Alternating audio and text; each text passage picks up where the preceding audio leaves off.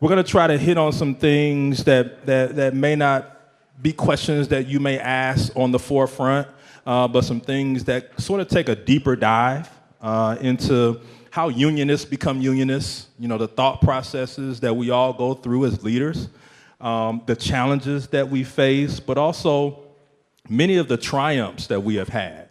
I often say that we don't spend enough time really talking about our wins, our successes. We go from one battle, one fight to the next, and we don't stop and take a moment to appreciate how far we have come and what we've gone through. And our next guest is really the epitome of perseverance. We are pleased today to have with us, and you can certainly give her a round of applause before she comes up, but Laura Dickerson.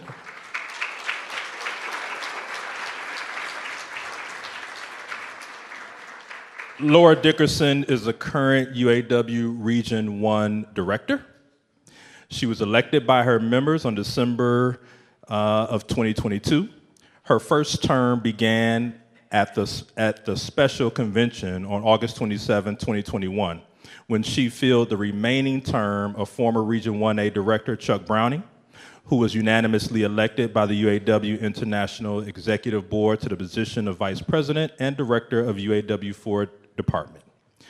Dickerson is the first African-American woman in the history of the UAW to be elected to the International Executive Board.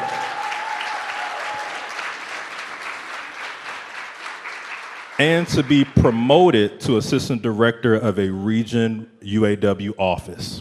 She was appointed Assistant Director of Region 1A in 2020. Region 1A covers most of Wayne County, Monroe, and Washtenaw, and extends to the border of Ohio. Dickerson joined the UAW in 1997 as a member of the UAW Local 600. She was elected chairperson of her unit for 3 terms from 2002 to 2010, and to the bargaining team in 1999.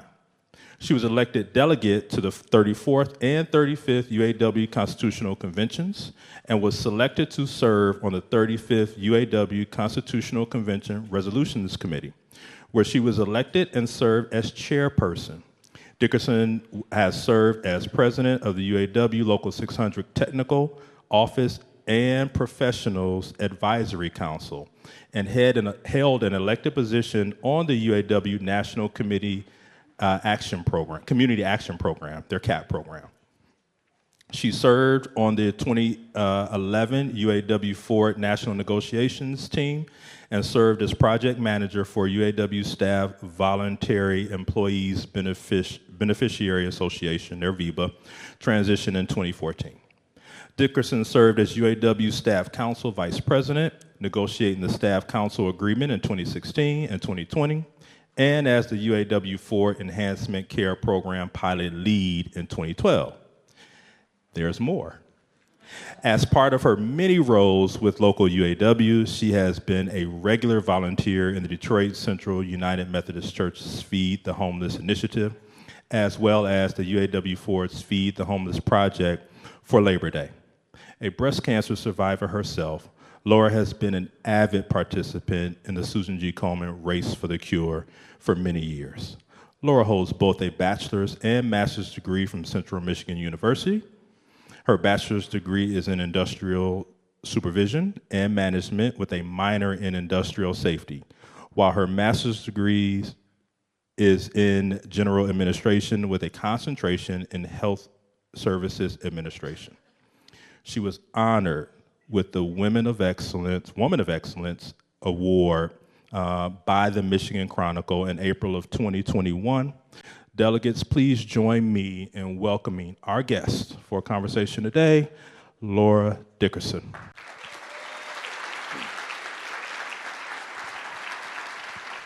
Well, thank you for being here. Thank you for agreeing to do this.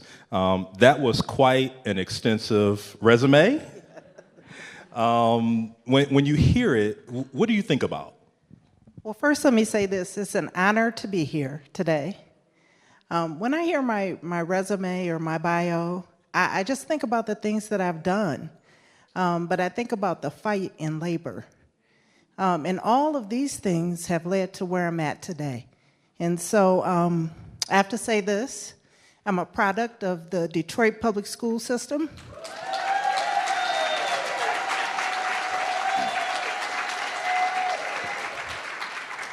I graduated from Henry Ford High School in 1988. And so, it's an honor because you think about being the first, right? And you think about where I came from, coming through DPS for elementary, middle school, and high school. And it lets those in the community know, our children right now know that they can do it too. I'm not the only one. So those are some of my thoughts. Thank you, excellent.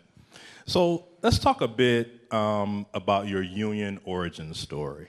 How did you get involved with the union, the labor movement?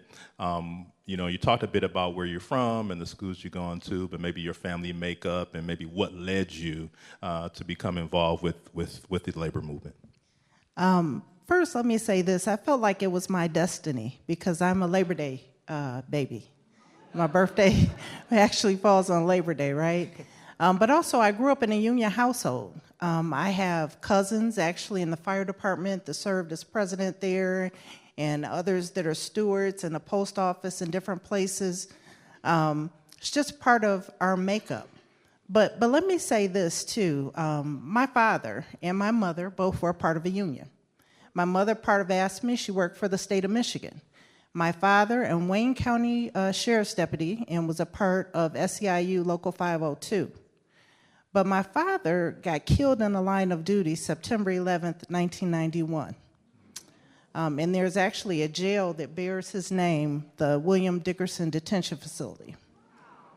But during that time, his union really made sure that the family was good. We had somebody from the department assigned to us, but the union, it was important because he had given to his union for all those years that they gave back to us. And you think about that, and you think about all the sacrifices that he had made through the years. I'll tell you this, too. Back in the day, black officers weren't given the opportunity for promotional opportunities, right?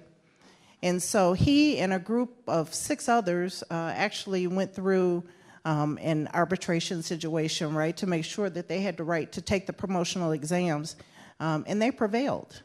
It was huge back in the day for that to happen. And it wasn't just all black officers who did that. There were also white officers in the group as well. But it was important to make sure you had diversity into the future. And when I look at the Wayne County Sheriff's Department today, I think about the work that he did because I see many black officers in commander positions and higher level positions there. And that's because of the fight and the sacrifices of not just my father, but other officers, and making sure that labor and everybody had the same opportunities or were afforded the same opportunities. Fantastic. You talked a bit in your previous answer about being the first black woman to be elected director at UAW, and obviously that comes with its own set of challenges. But talk a bit about your ascension through the ranks of UAW, and talk about what it's like to be a history maker. So my ascension started years ago, right? We always talk in my region about doing the work, and not just taking the elevator, but taking the stairs. And the reason that is so important is because people have to know that you can produce when you get to where you are. Now we have direct elections within the UAW, and you have people run for position, but you have to make sure that you have the experience that comes with these positions. They're tough. You have to be able to bargain, right? And I'll tell you, my ascension, I was a chairperson for a long time, bargained many contracts. And I don't come from the traditional route. Many people think UAW, they think auto workers. I'm actually out of the professional sector, TOP. I come out of an insurance company called HAP, for those that are familiar. And HAP is union. And so I was a long-term chair there. doing many contracts, grievances, arbitrations, the gamut, right? And then also being very active within the region and on a national scale if necessary, right? And so you do all of these things to get to where you are now, being the first. And I like, the title of being the first, but it does come with a lot of challenges, especially in a male-dominated workforce, right? And so when I became director, I wasn't sure. I said, gosh, I don't know if, they're going to follow me, they're going to be upset with me, whatever the case may be. And so I just kept it real with them, right? And told them, I am who I am. This is the work that I've done. This is what I can do for you. We're going to move this region forward. We're going to move the UAW forward, right? And they followed me. They followed me for 3 years now, right? Nobody has an issue because we fight hard. We do the work. We're organizing like crazy. And I've had presidents come to me and say, oh, well, they told me we may not win. What do you think? I said, I think we're going to move forward. Because, once you're into it, it's like, okay, momentum is there. Let's just push forward. But they trust what I tell them because they know I know what I'm doing.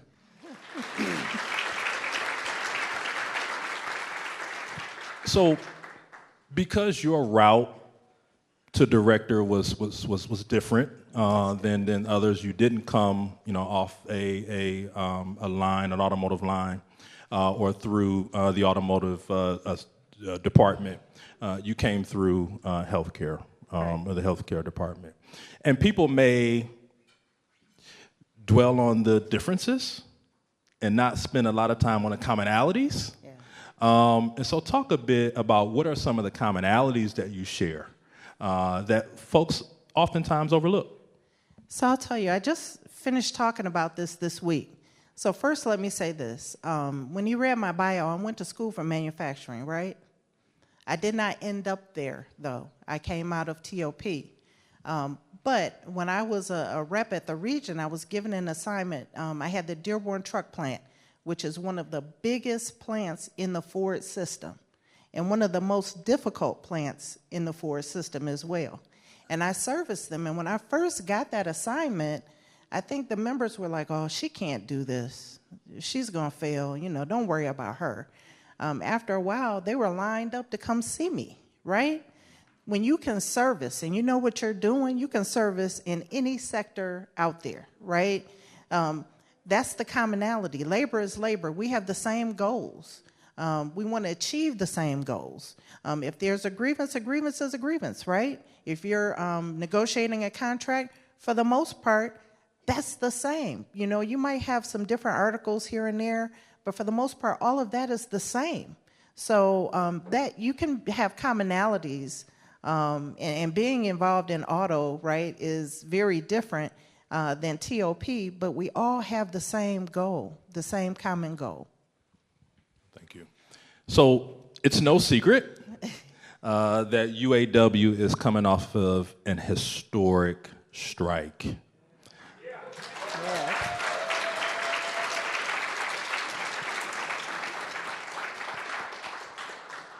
And while we, we all participated in our own way. There were folks in this room who showed up at picket lines. There were folks in this room who made phone calls. Many of us have UAW workers in our families, and so we were directly impacted by this historic work stoppage at UAW. And UAW for many years has been the leader in labor in the state of Michigan and throughout the country. And you may see a strike and you may say, oh, wow, I want to do that. I want to be a part of something like that. This is a movement that I want to be a part of. But what folks often don't talk about is how hard and how difficult it is to take people out off of their jobs and the challenges that you face there. So talk a bit about what you learned from that experience, what you learned from the sit-down strike. So I'll tell you, first and foremost, let me say this. Prior to our stand-up strike that we had, I actually had called a small plant out, Constellium Automotive. I called them out on strike. And we went over there, me and my team, and we waited until midnight for those folks to come out. And at first, nobody was coming out. We were like, wow, what's going to happen next? Then all of a sudden, it was just this flow of people. Everybody came out. It was great, right? But then people, too, they struggle as time goes on. Now I want to transition to the stand-up strike and talk about Michigan Assembly Plant Local 900. So when they called the first 3 plants, the Michigan Assembly Plant was the first plant in the state of Michigan to go on strike. And that was under my direction. So we all got together. We went over there at midnight. Now, I have to tell you, President Fain was there, and it was like, it was unreal because they stopped traffic on Michigan Avenue because everybody just swarmed him. You know, it was like a big party. That's day one, right? As time went on, and I have to tell you, and thank everybody, too, here, by the way, that participated. We also, too, sent letters out to our endorsed candidates. We endorsed them for a reason, right? They showed up and they showed out. We were able to serve hot meals for all shifts. We had 3 shifts, and so each shift got a hot meal every day for 41 days. That's a huge accomplishment.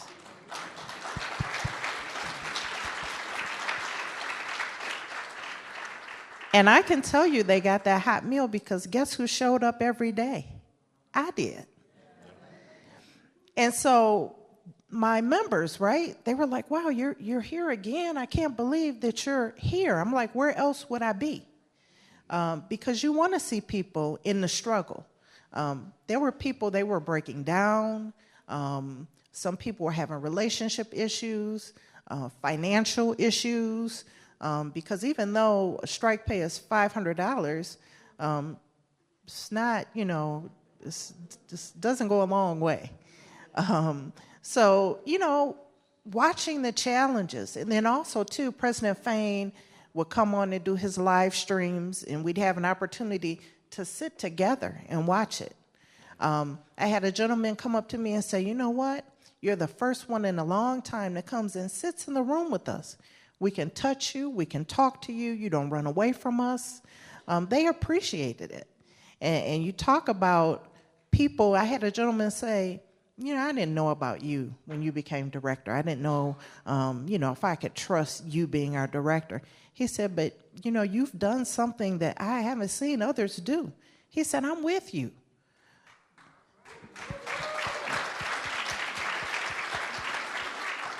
But it went a long way. Local 900 sacrificed, right? And forever, I will be grateful to them. The UAW is grateful to them. And not just them, all of the facilities that went on strike. As you recall, Joe Biden came to a picket line. That was a first, right? That's right.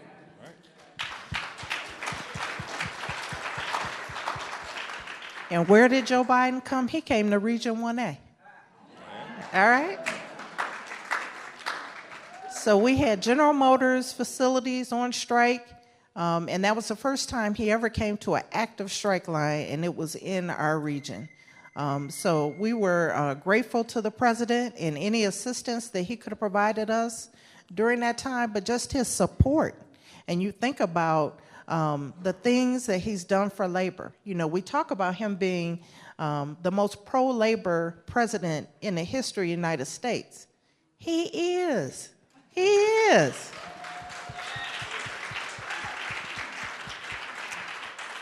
We have a lot of work to do. And I'll tell you, too, in our automotive sector, we're in a transition to electric vehicles. It has not been going well. Well as anticipated, I should say. But we have our Brownstown battery plant, our Detroit diesel. They're looking at some technology moving into the future, more hydrogen than anything. But we had our Dearborn truck plant. They had the REV Center, the Rouge Electric Vehicle Center. They built the Lightning, and they went from 3 shifts to 1. So there are a lot of layoffs and a lot of movement because, you know, our infrastructure really is not ready. But if we want to get the infrastructure ready, I know the man that we need in charge, and that's Joe Biden.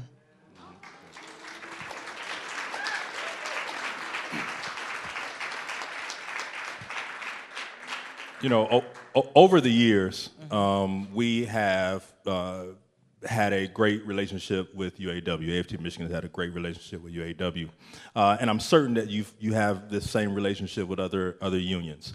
But talk about the importance of unions collaborating with one another to achieve goals.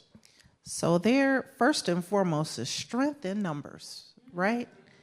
And I talked earlier about us having a common goal.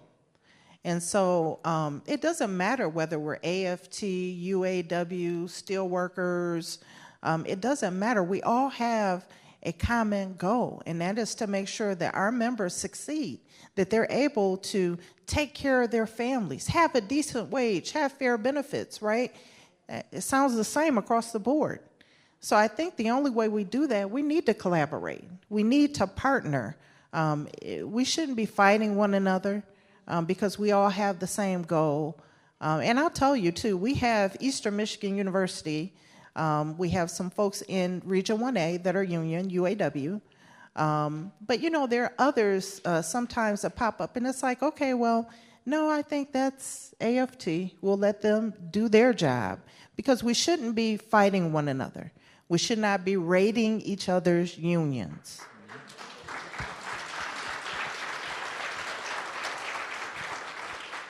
And success means that we all succeed, right? We can't leave anyone behind.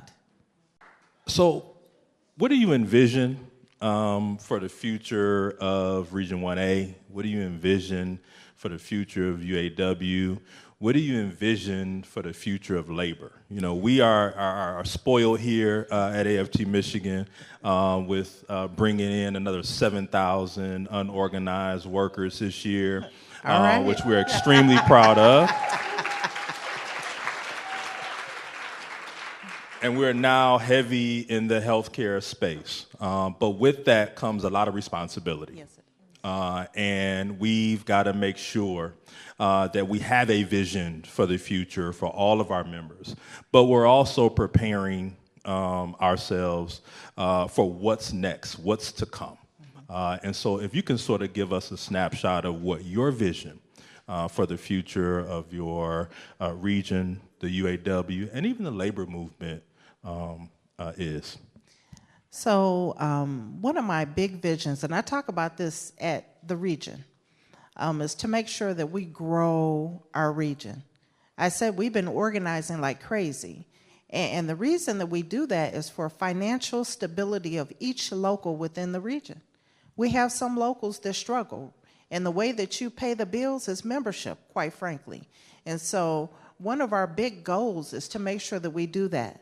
Another big goal, too, is in the political arena to make sure that we have very tight bonds, that we continue those with our legislature, right? Because people talk about bills that are being passed, laws that come up, all of these different things. We need to have a say in that.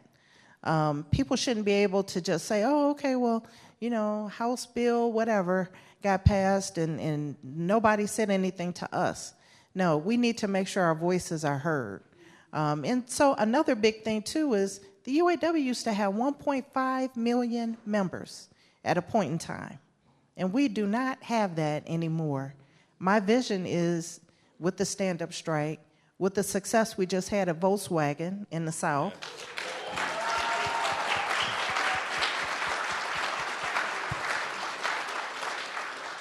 with the success we're going to have with Mercedes,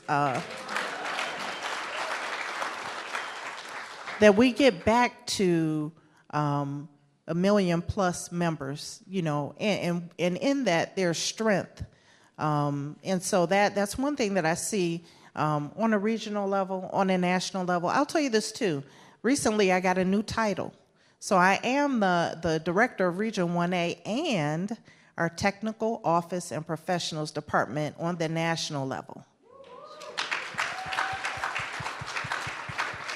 And that's a first for a director, because normally that's a vice president or higher, right, that hold those responsibilities. But that is now my responsibility all across the country. I have every TOP unit across the country. And, our president said, I just couldn't think of anyone better than you to head that up because I worked in the TOP department. Remember, I talked about taking the stairs and not the elevator. So I know the work. I've serviced many of those units. I've done that. But on a national level, a national scene, I like some of the things I'm seeing. President Fain, quite frankly, is doing a lot of great things, new things that we haven't seen before. And, you talk about as we run for office, I did not run with him, right? But he has my full support because he is doing the work. He was down in Volkswagen. He's down in Mercedes. He said we have 8 others after Mercedes to get in the South. And the South is something we've tried to break for a long time, decades, and it happened. And it's not just because of President Fain, it's our time as a movement, as a labor movement. It's our time, our time.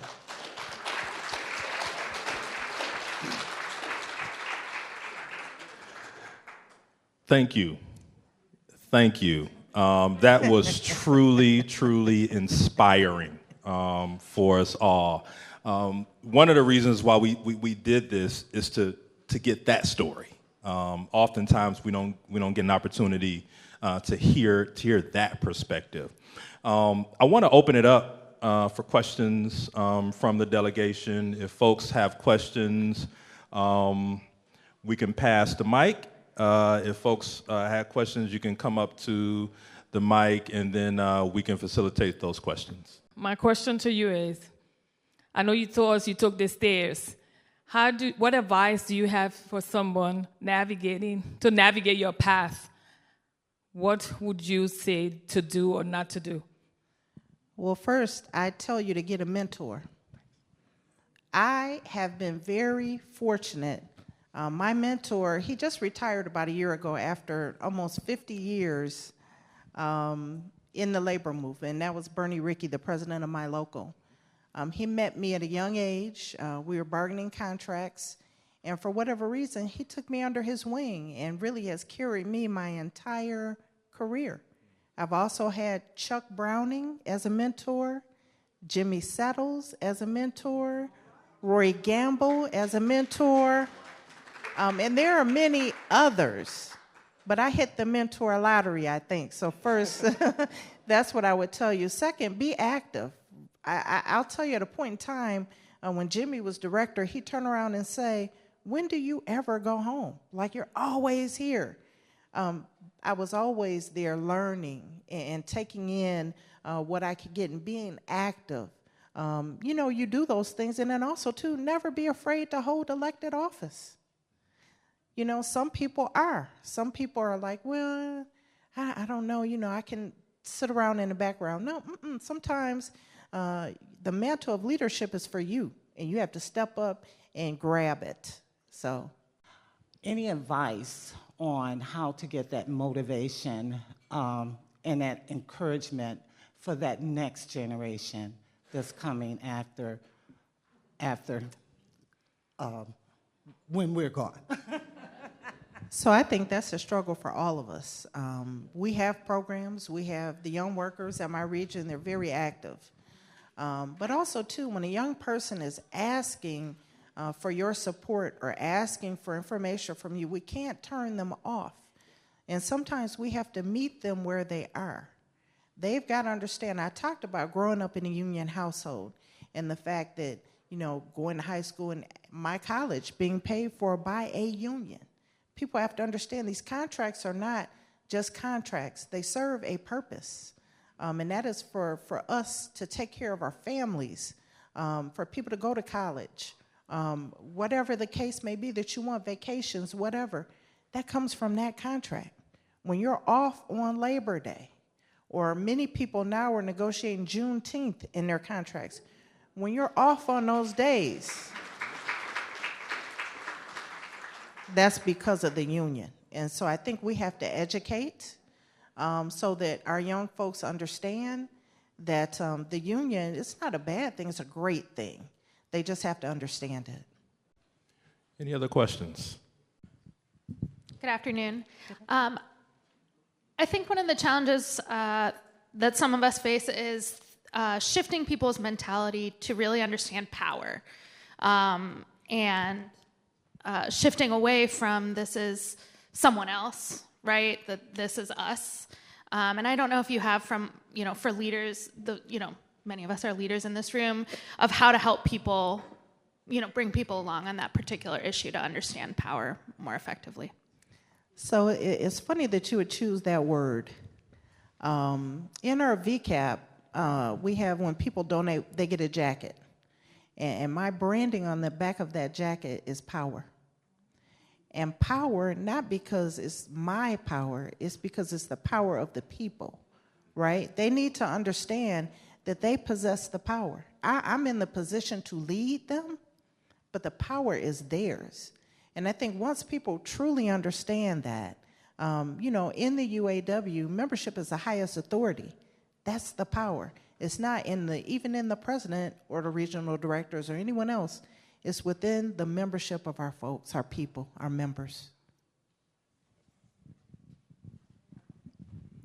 Hello, my name is Pamela Jones. I am an employee at Wayne County Community College, and I would to ask one important question for a family member of mine who I'm always stressing, union, my mom, my dad, but he was caught up in the Chrysler layoff after the contract. And what I want to know is, what are you guys going to do to help all of those that were laid off, or fired, I should say, after that contract was negotiated and all the part-timers got raises, and then those young people all were dismissed? And I haven't heard anything in the news or anywhere, or even from my son. So I just want to know, are they going to do anything to help all those people that were released? So Vice President Boyer is over the Stellantis department, and yes, they are doing something to try and help them. They have an action plan. Actually, he sent a letter out yesterday to the company telling them where we stand. They're asking some of our facilities to go on critical plant status. And for those who may not understand what that is, that's excessive overtime for all of our people. And so the question is, why are they doing overtime and we have people who have gone to the street? So we're trying to get those people back. Stellantis is, they're just a dirty company now, right? Out of the three, they're the worst to deal with. And so, they're under some different ownership at this point in time, and they've had several different owners throughout the years and have held several different names. But right now, the CEO is just in the cost cutting. That's all he can look at.